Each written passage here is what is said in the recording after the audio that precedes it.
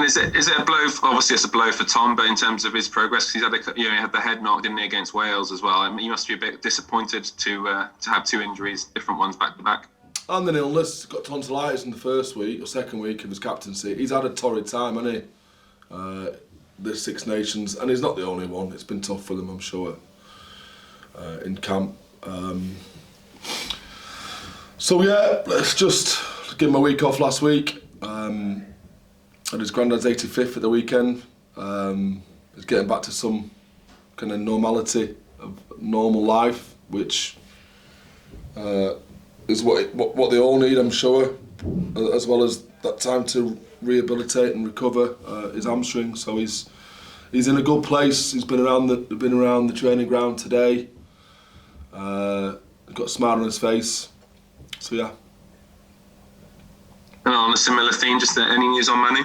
Yes, he's up for selection this weekend, so draw whatever conclusions you can from one of the world's best centres being up for selection, whether or not he'll feature.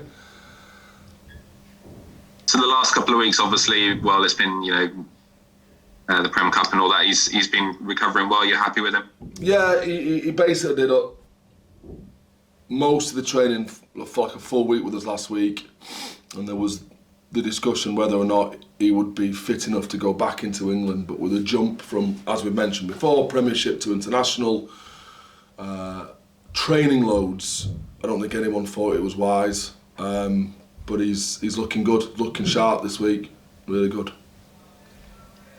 Statement the obvious, but to have a player like him back available for yourselves is massive, isn't it? Yeah, and we've had this conversation a few times, haven't we? To have a player about the same player, to have him come back. He's brilliant on and off the field. He's the glue off the field, the forever positive smiley face, and on it he's a wrecking ball. So he's we've talked a bit.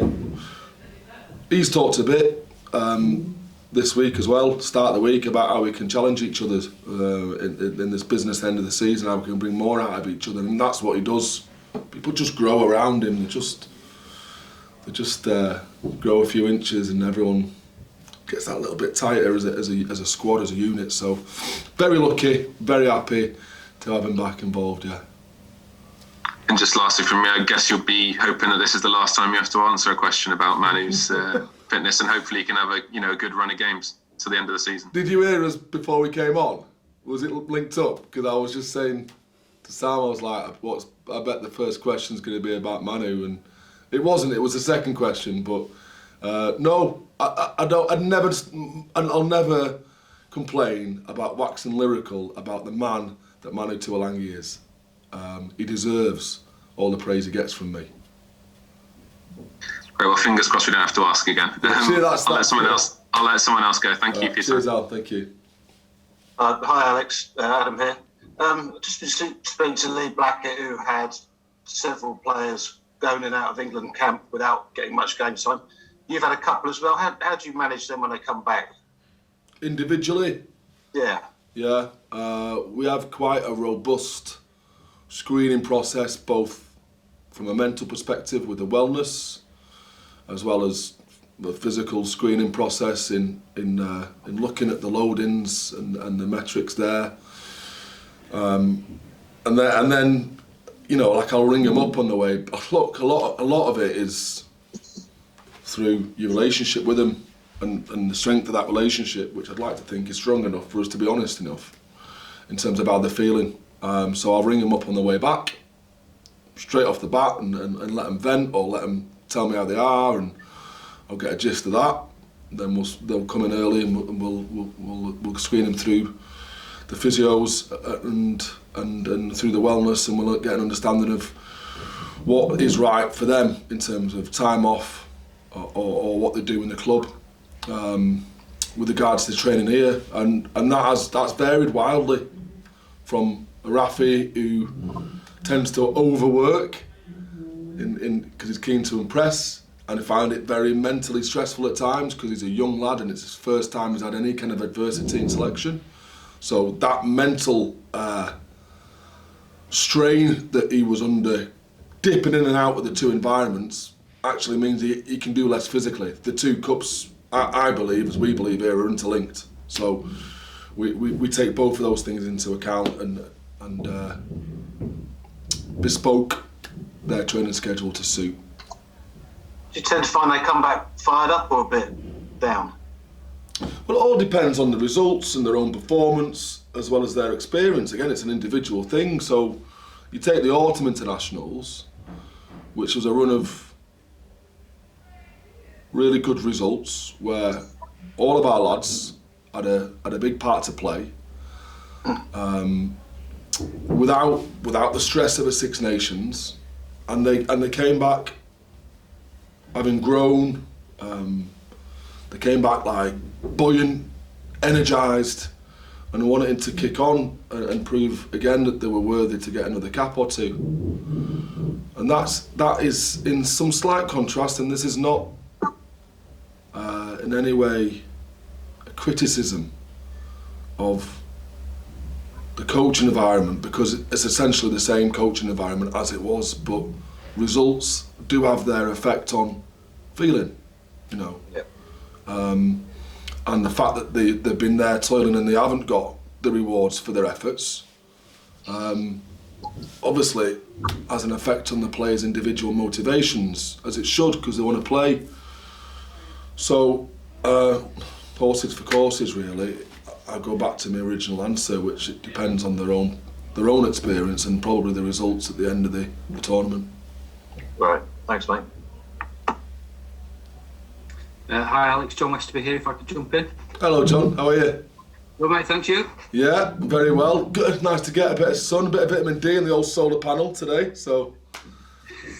Have you shaved it specially? Only because it's falling out, mate. Yeah, it's out of necessity, not specially.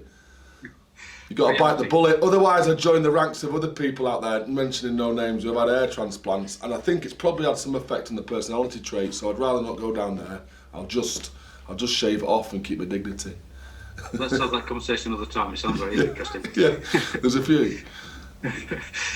Just to pick up on the previous theme with Adam, when the internationals come back, especially, I mean, probably the emotions are sort of so high during the Six Nations. Do England's performances really sort of do have a knock-on effect for you guys at the clubs, do they? Yeah, they do, because we feel for the lads as well, you know. Like I said, we all went out to watch Tom. The whole club. That's where we got ill. In fact, first night out in about 3 months, and we all got ill. But we went out to watch him and to root for him, and when it don't work out for him, you feel it because you're his mate, but not half as much as they feel it. Not even like a fraction of what they're going through and their emotional roller coaster. And I say I've been fortunate enough. I haven't been fortunate, but I've had the past experience of seeing some of those lads, Saracens, come back elated, and sometimes probably like buoyant and overly full of themselves, you know, because of what they've achieved and the attention they've received. And at other times, like Manu told you, with the first one to admit, it's probably the worst moment in his life. The worst moment in his life, losing that World Cup final. Took him a year to get over. So you got to go through that journey with him. Otherwise, what kind of a coach are you? And get him out the other side. So with Tom, we've got a bit of time. You know, like otherwise we were looking to get him back probably within 2 weeks. So then you kind of fast track it and you meet with him and you talk about it, and we might see some psychological help if he needed it. I say that not in a negative way, it's just helping it of a different kind. Whereas now we can just let him get over it with the benefit of time. And everyone's different. Rafi took it. Rafi's expectations of where he was in the autumn and then wanting to play, he took it pretty hard. So that's something we'll work through. Bev, it's water off a duck's back, you know. So it's just the personality traits, I guess, and how you deal with them and getting to know them. Through this process, you get to know them better, though. John, like, you get to know them miles better, because you end up having the tough conversations that you wouldn't have had if everything was rosy and they're just playing week in, week out for us. with Rafi, I imagine given the disappointment, he must be desperate to play, which is perhaps slightly more complicated now that Faf's back, is it? Yes, but we said we'd pick him on merit, on training form and playing form, and we've done that actually. You've seen that. So depending on who was here and who wasn't here, we've started with that scrum half because there isn't a lot to choose between them aside from the experience. Cheers. Hi, I'll jump in if that's okay. Hello, Daniel. You all right? Yeah, how's it going? Good, thanks. You said that Manu's back in contention, and you also spoke of the differences in training loading between Prem and international. Maybe it's a bit unfair, but with the benefit of hindsight, do you think that he was maybe rushed back? No, we've kind of been through this before. Yeah. He definitely wasn't rushed back, but the step up from our load to international was too big a step. I said too much too soon. So that would indicate he's rushed back, so I sound like a hypocrite now. It needed a more graduated return to play in terms of his loading for him to take on the load that he couldn't handle in that week. So is that being rushed? I guess in hindsight, yeah. I guess there's no other way around it, is it? He got injured, so we have to look at how he was managed, and we're gonna sit down with England and have a conversation, another one with them as to how we can get him through to this World Cup fit and strong. Yeah, no, fair enough. You said that he makes everyone around him grow. Players, coaches. I wonder how he makes you grow as a coach. You end up stop coaching these lads. You don't coach them. I didn't coach a lot of those Savage lads, to be honest. Certainly not this time of the year, because you end up more facilitating. Like that old kind of cliche of like, coach says jump, they say how high, and the South Africans still say it. They still call me coach, and it baffles me. Like, yes, coach, no coach. Manu's like what 30 odd, and got 2 kids, so got an extra kid from me. And he's probably been through in terms of adversity and coming back and having the opportunity just to say, I've had enough of this, to leave it aside, but to motivate himself to come back. Like, he's been through that cycle probably more than I have, and I had to retire through injury. So, like, I learn as much from him as he does from me, I hope. Probably more from him. They've become an extra coach of a sort, even though they're not talking about tech tackle at the time, but they carry the message because you're on the same page with them, and they understand what it is, what it feels like to be part of a very successful team. I think the descriptive word of feeling there is the most important thing. Because just finally for me, you spoke about how Rafi. You kind of expressed like a frustration of how things went as a team, but also him personally. I mean, do you think it's better, as a rule, maybe for a young player to keep playing for their club, or rather than go into the England environment and not play, or is that experience invaluable? The latter, because there's an element of when you're in the club and you're settled and you have that very open, honest relationship with your coach, which is the only ones I've had. You understand the kind of feedback loop that you get after every training, what's expected, and it's definitely less intense because it has to be, because it's over the course of 11 months, right? And then you go into an international environment, and this is just the nature of it, all of them. It's a lot shorter. It's a goldfish bowl. There's a lot more white noise that's surrounding you, friends and family and media. Everything you do is analysed to the 9th degree to understand, I guess, what you can do to get better, but because of the resources they have and they want to get the best out of you on the international stage. So you feel that intense, microscopic observational pressure that you just don't get, right? There's all of that. on the back of that, these lads, most of them have never been dropped before.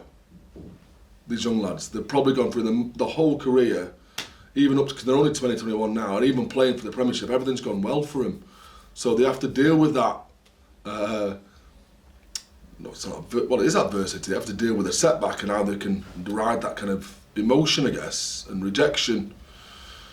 The only way you get better at handling that type of stress is by going through it like any type of stress. Like, you suffer it, it's horrendous. Next time, not so bad. Time after that, not so bad again. And all of a sudden, you've accommodated to be able to handle it over the course of a period of time because you've been exposed to it more often. And that's the case of Rafi and Bev. Like, you dip them in, super intense, you come out, you grow, and once your brain has grown, it's impossible to shrink it back down to the size it was. You end up being, you end up growing as a person. And those lads did over autumn, and they would have over the Six Nations. I don't think it's hit them yet. I don't think the realisation of how much they've grown or what is needed would have hit them quite yet, but in the next 2 or 3 weeks, I think we'll see it on the field. No, that's cool, thanks. No worries. And the hair looks good, by the way. Oh, So, mate. connecting. Fella Baldy. Yeah. Alex, hi, it's Chris Jones. Hello, Chris. You're right. Can I ask my monthly question about Lude? Yes. Has it been decided yet? What's going on with him?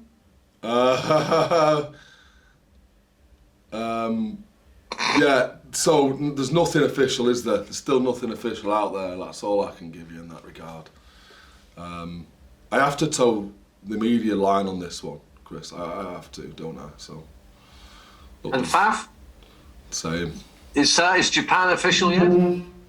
Not publicly official, is it? So, I think, look, you know, you can read between the lines, and I've had a lot of conversations and with our own spectators who understand the situation. But until the official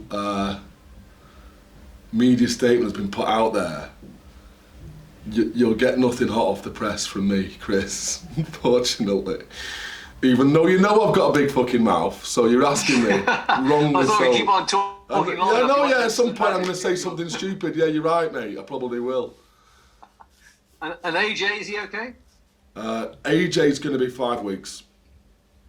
With a... Oh, look, it could have been another ACL. It could have been 6 months. I'm so happy that the lad can play for us again.